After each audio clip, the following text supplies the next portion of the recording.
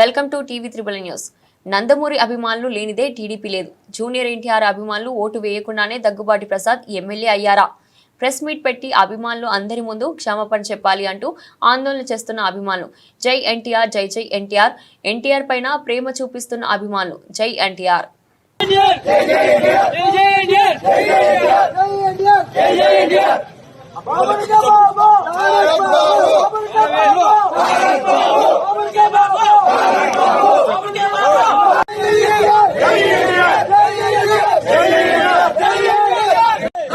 Daggubati MLA Daggubati MLA Daggubati MLA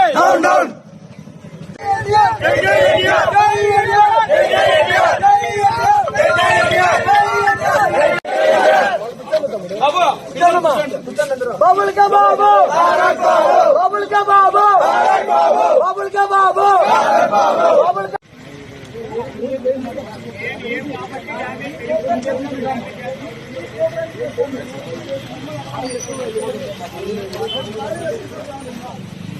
Mahesh అండి. నేను junior ఎన్టీఆర్కి గత 15 ఏళ్ళుగా విరాళంలోని సో మా హీరోని ఎమ్మెల్యే గారు ఇష్టం వచ్చినట్లు ప్రవర్తించి మాట్లాడినారు.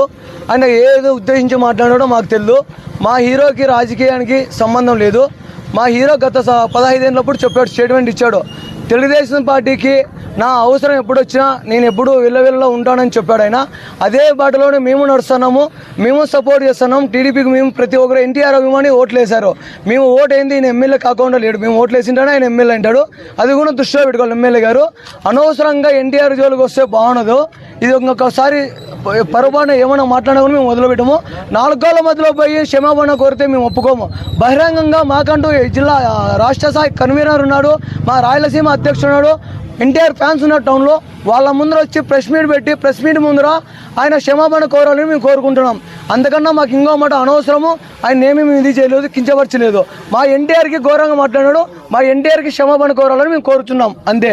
అనంతపురం జిల్లా శ్రీనివాసులు దగ్గుబాటి ఎమ్మెల్యే గారు ఎన్టీఆర్ని ఇలా దారుణంగా మాట్లాడడం తప్పు. అందరి మధ్య మా ఫ్యాన్స్ అనేది ఉంటుంది కాబట్టి అందరి మధ్య లేకొచ్చి క్షమాపణ చెప్పాలని డిమాండ్ చేస్తున్నాం.